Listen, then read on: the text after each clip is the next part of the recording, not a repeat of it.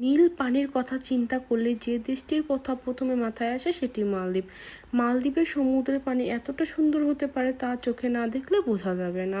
যারা সমুদ্র প্রেমী নয় কিন্তু মালদ্বীপের সমুদ্রের পানি দেখলে প্রেমে পড়ে যাবে। মালদ্বীপ যে এতটা সুন্দর হবে তা আমরা কল্পনাও করতে পারিনি। করে আমাদের মালদ্বীপ ভ্রমণের প্ল্যান শুরু হয়ে যায়। সো হ্যালো এভরিওয়ান, আসসালামু আলাইকুম। এবার আপনাদের সাথে মালদ্বীপ ভ্রমণের প্রথম পর্বের গল্প শেয়ার করব। আমাদের ফ্লাইট ছিল রাত 12টায়। সবকিছু গোছগাছ করে আমরা বাসা থেকে এয়ারপোর্টের উদ্দেশ্যে রাত 8টায় বেরিয়ে পড়ি। এইটা ছিল আমাদের সেকেন্ড ইন্টারন্যাশনাল ট্যুর, তাই সবাই আমরা খুবই এক্সাইটেড ছিলাম। এবার আমাদের সাথে অ্যাড হচ্ছে আমার ছোট বোন ও হাজব্যান্ড। আসলে সেদিন রাস্তায় প্রচণ্ড জ্যাম ছিল। প্রচণ্ড জ্যাম হওয়ার কারণে আমাদের সেখানে পৌঁছাতে প্রায় 11টা বেজে যায়। সেজন্য সাফনাজের আব্বু আমাদের সাথে খুব রাগারাগি করছিল, আমরা নাকি খুব দেরি করি। অবশেষে আমরা এয়ারপোর্টে পৌঁছে গেলাম। এয়ারপোর্টে ঢোকার রাস্তাটাও বেশ জ্যাম ছিল। গাড়ি থেকে নেমে ট্রলি নিয়ে ভিতরে যাওয়ার জন্য আমরা রেডি হয়ে যাই। বড় হওয়ার কারণে ভিতরে ঢুকতেও আমাদের লেট হয়ে যায়। চেকিং শেষ করে আমরা বোর্ডিং নিতে চলে আসি। সাফনাজও ঘুম থেকে উঠে আমাদের সাথে দুষ্টুমি করে দেয়। ও হা করে আমাদের সাথে মজা নিচ্ছিল।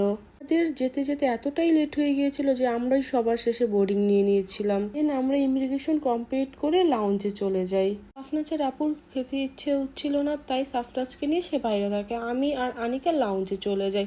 আসলে আমরা বাসা থেকে খেয়ে বের হওয়ার কারণে আমাদের তেমন কিছু খেতে ইচ্ছে হয় না, তাই আমরা হালকা পাতলা খেয়ে নেই। জার্নি করলে এত কিছু খাওয়াও পসিবল হয়ে ওঠে না। এখানে আনিকা কিছু ভিডিও ফুটেজ নিচ্ছিল। পরিবেশটা খুব সুন্দর ছিল। পরিবেশটা নিরিবিলি হওয়াতে আমার খুব ভালো লেগেছে। এসে আমাদের সাবাদের সাথে দেখা হয়ে যায় এবং আমরা সবাই গল্প করতে করতে যাচ্ছিলাম এবং সাফনাজের আব্বু আমাদের বুঝিয়ে দিচ্ছিল কিভাবে কি করতে হবে। অবশেষে আমরা বাসে করে প্লেনের কাছাকাছি চলে যাই। প্লেনে ওঠার ওইখানে ভিড় হওয়ার কারণে আমরা ভিডিও ছবি তুলে নেই। প্লেনের দায়িত্বে থাকা ব্যক্তি উনি লাইন সোজা করতে বলছিলেন বারবার। ভিডিও শেষ করে আমরা প্লেনে ওঠার জন্য লাইনে দাঁড়িয়ে থাকি।